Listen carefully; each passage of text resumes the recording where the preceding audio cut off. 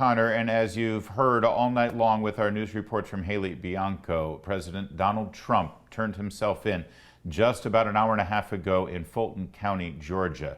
President Donald Trump has been officially arrested, and this time there is a mugshot expected.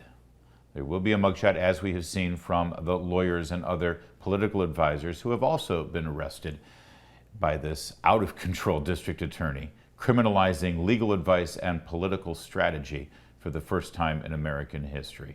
President Trump now facing officially these charges in Georgia after surrendering himself earlier this evening.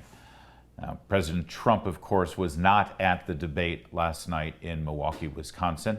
We had the top 8 candidates duking it out to get the nomination, and President Trump, of course, by not showing up, ended up being probably the largest presence on the stage. That's how these things go sometimes, especially considering the fact that he's in the lead by about 40 or 50 points nationally against those other 8 candidates. In fact, in the latest polls, not one of them even is in double digits compared to President Trump. And the way things have been going after this latest arraignment in Atlanta, and especially with the release of that mugshot, I expect politically Mr. Trump will benefit from today's events. He will actually increase his lead leading up to the Iowa caucuses at the beginning of next year. But as people analyze the debate in Milwaukee last night, you see a common theme from many of the vested interests, people who are aligned with one candidate or another. And I want to assure you, I'm not aligned with any of these candidates. I want a Republican, a conservative Republican, to get the nomination and beat Joe Biden or whoever happens to be the nominee for the Democrats in 2024. That's my vested interest. Whoever the voters end up choosing, well, that's who I will support and that's who I will vote for.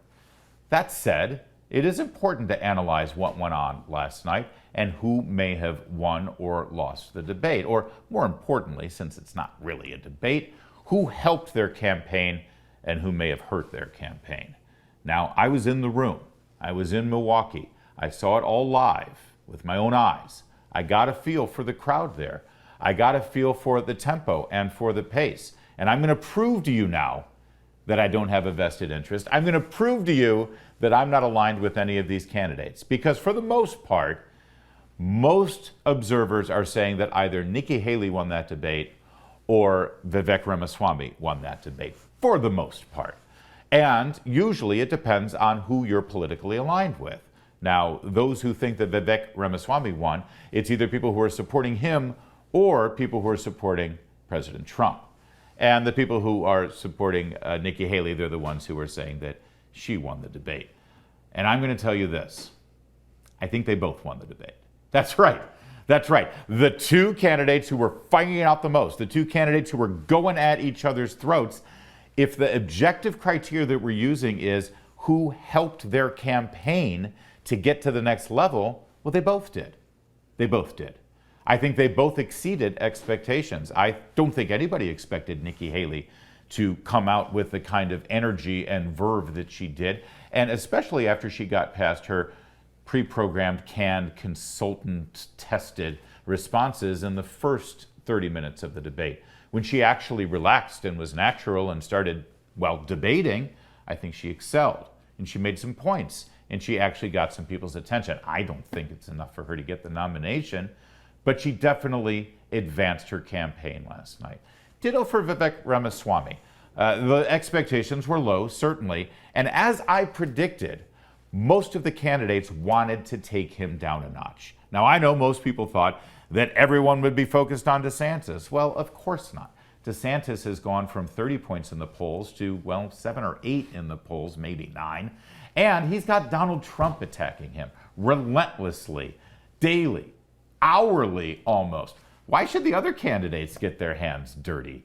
Trump's taking care of that. You focus on this guy, Vivek Ramaswamy, the guy who's come out of nowhere, gotten a lot of attention, and actually shot up in the polls to be, well, the second highest polling candidate on that stage last night. And boy, did they ever, from Chris Christie to Vice President Mike Pence to Nikki Haley and, yes, Governor Ron DeSantis, they all had their chance to verbally beat up on Vivek Ramaswamy. He took it, and they landed some punches. He took some abuse, and I think some of it actually made a dent, but he was always able to retort. He was always able to respond. He was always able to recover.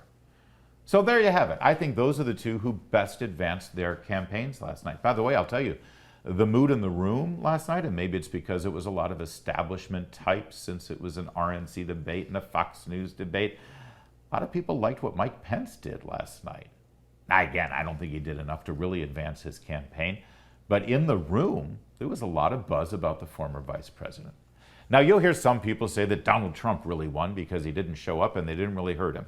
Okay, but I also think that's a little too clever by half. To win the debate, you should probably show up and participate in the debate. Likewise, those who say that Joe Biden really won the debate, well, they're Democrats. Now, what about the hard part? What about who lost the debate? Most people believe that those four candidates on the sides, the two on the left and the two on the right, they either hurt themselves or, at worst, did nothing to help themselves. But I'd like to propose one other loser in the debate. And I apologize if this hurts anyone's feelings, but I think the moderators lost this debate. They certainly lost control of the debate, and this is nothing personal to Martha McCallum or Brett Baer, but they didn't show themselves very well, not just with the behavior of the candidates and their inability to actually rein them in, but also with the format of the debate and with the questions that were asked in the debate. You see, I'm a conservative Republican.